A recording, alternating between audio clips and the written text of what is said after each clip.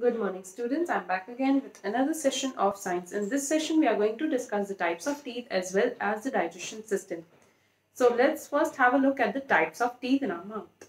So there are basically the 4 types of teeth in our mouth. These are incisors, canines, premolars and molars. Let's have a look at them. As each different type of teeth has different functions. We have different types of teeth because they all have different functions. So let's have a look at their functions in detail.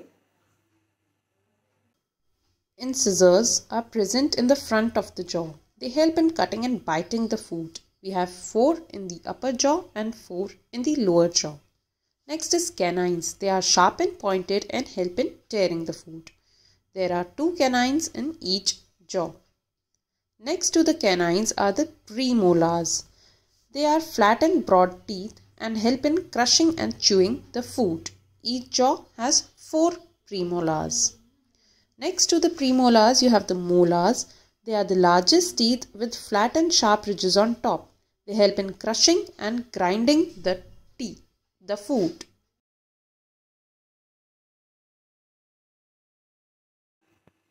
The next topic that we are going to take today is the digestion system.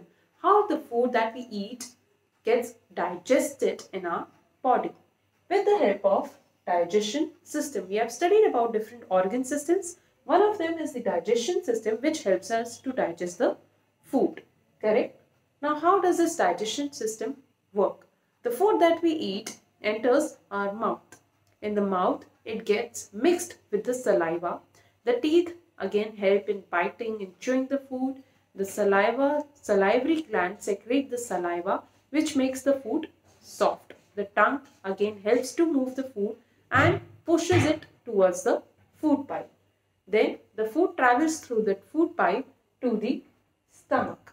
In the stomach, there are digestive juices are secreted with the help of which the food is digested.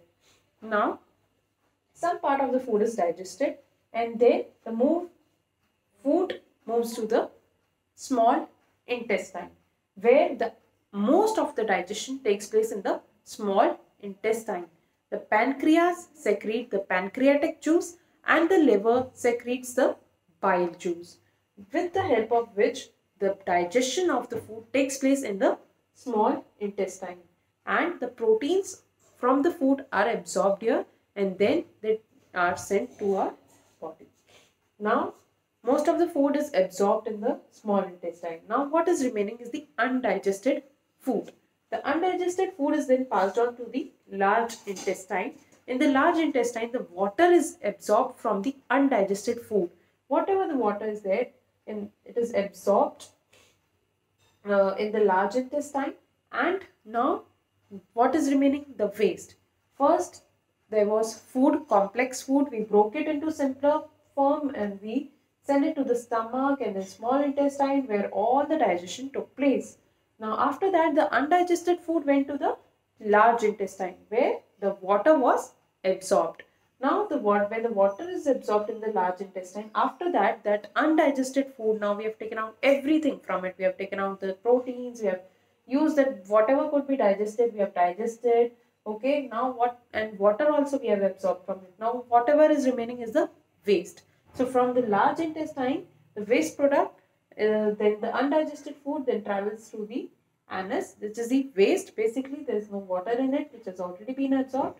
So, through the anus, we remove it from our body. Okay. So, the cycle of food from mouth to anus, complete digestion system works like that. That's all for today's session. Thank you so much. Take care and keep studying.